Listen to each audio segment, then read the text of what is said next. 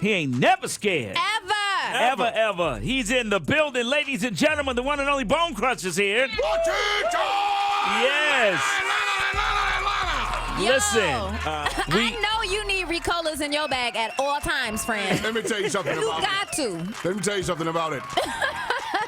Nature's gift is upon me. there it is. When you speak upon the diaphragm, you don't use the esophagus. Oh, can you do it again so I can? Attention!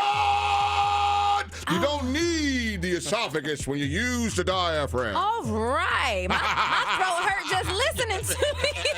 That was dope to hear in person. Isn't that something? That's dope. There's no other theme song like your theme song for a sports team. Every Hey. sports team in America has used it Right. at one time or another. Right. From little league to high schools to college to the NFL. Yeah. I actually, the first time I debuted it was with Marsh Brown at Georgia Dome. Really? Wow. Yeah, man, and it helped them win the Battle of the Bands. Nobody had Nice. never heard it yet. And the first time I ever performed it in a large stage was that.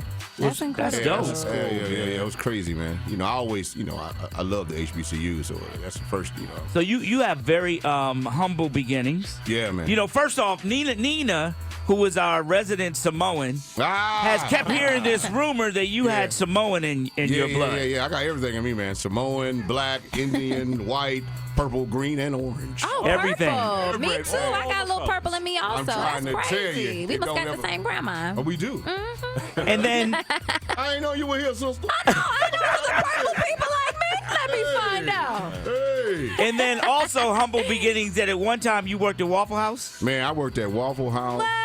I was a chef for many years, and then I've done everything. I've grilled, cooked. I worked on the line in many kitchens here in Atlanta, and I did a lot of cooking, man. Bone Do you still Crusher cook now? cuisine. Yeah, At home? Yeah. I do my macaroni and cheese every once in a while. Yeah. Yeah. Shouts out to your wifey. It's her birthday. Yeah, that's right. Storyteller's birthday today, man. My beautiful baby. Happy birthday, girl.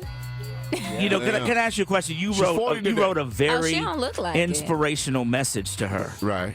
And you said like she is like your everything. Right. Like you breathe because of her. That's real. That's real. I mean, I'm gonna tell you something, man. When you find your best friend, it's hard to understand the gravity of that. That's a very serious situation that is based upon like more than love, right? Like creates love, it creates nostalgia, it creates the essence of life, and we are definitely in a very beautiful like relationship, which means that she's my best friend. And when it's hard to hurt your best friend when you do it, it's like, a lot of people can hurt someone they love. Yeah. It's hard to hurt someone you like because you think about it before you do it. Amen. Yo, that was deep. I know we need a Man. Bone Crusher know what I'm saying? podcast. Wait a Can we minute. Storyteller, you've been teaching them. I know. I'm used to the Bone Crusher, get everybody hyped up. That was deep, bro. Hey, man, let me tell you something. There's several sides of a grown man. There you go. Hey, How about it? Wait, let me ask you something else. So you say you ain't never scared. Is there anything you scared of now? Like on some real? Like what scares you? Nothing. Really? I ain't been scared of nothing since I can remember. My mom thought that I was crazy because I would do the most weirdest things and dangerous things when I was a kid. Jump off roofs, backflips off the roof. I would do crazy stuff, man. I would run away with a dog. When I was 5, I run with a dog. We go in the woods, and I don't remember this stuff, but my mom told me I did all this stuff. Yeah. How did you get the name Bone Crusher? The people in my neighborhood named me that. I'll let you draw your own conclusions from what it came from. All right. All right, so you got a brand new song, Cut 'Em Off. Yeah. Tell us about it. For many years, I've been, Frank, I've been trying to figure out how would I reintroduce myself to the people, to the masses. When I first came with Never Scared, it was more like my introduction to let people know that I was here, and it was something that I thought would be something monumental. And like I was telling you off air, then a lot of people didn't understand the groove behind it because it was singing and rapping at the same time. At the time, nobody was doing anything like that. But this new groove that I got, man, it's more me. It's more sound that I've become this more grown-up individual.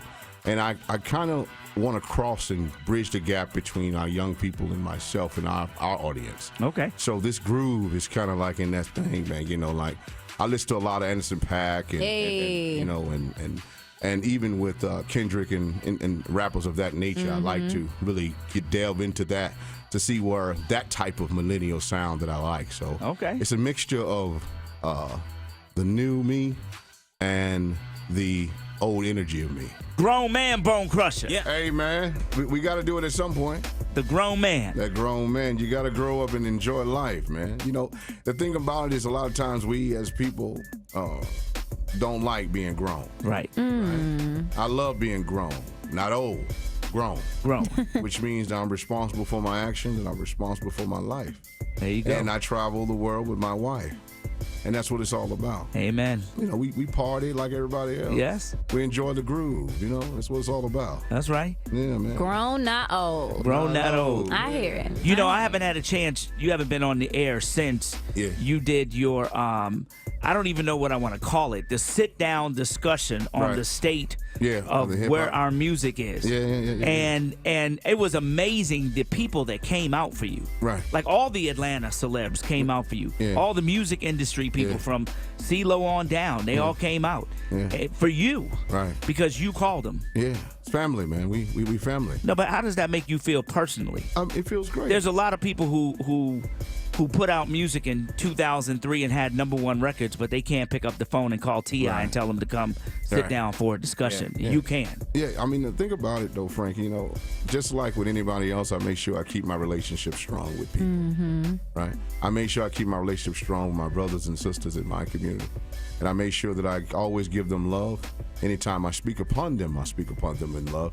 And they know it. So they return said favor of love and valor in kind. So I called up and told them there was a dire need of something we need to get together and talk about in helping our black colleges and helping our people become better as citizens, better people, and better overall, enlightenment of our culture. It's the morning culture. We got to make sure that I see what you did there. You know what I'm talking about? Yeah. We got to make sure we keep the culture strong with our people. If we don't do that, there's going to be a demise of us leaving this planet. We don't want that.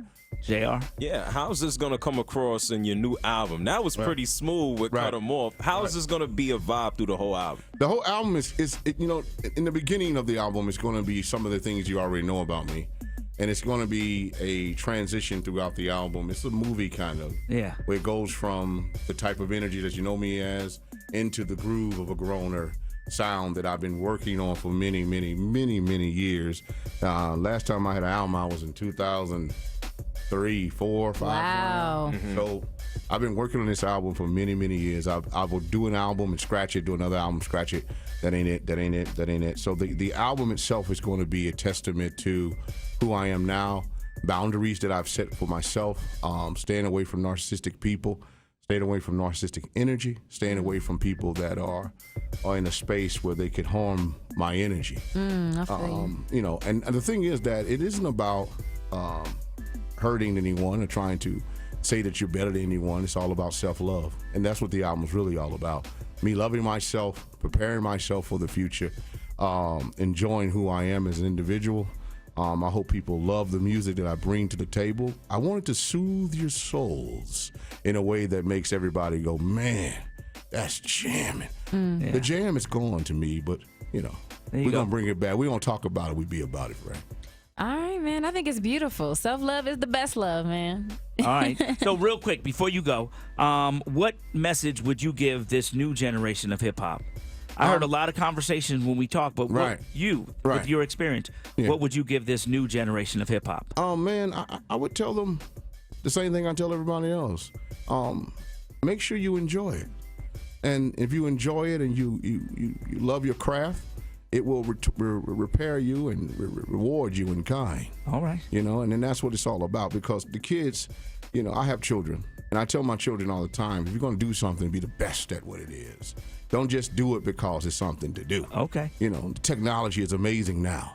We can do wonderful things with technology now. Could you imagine, Frank, in the early years, if we had the technology to do the things that we thought about and really cultivated that craft in the way that we could and actually put it out there? I mean, don't put out your first record. Put out your 10th record.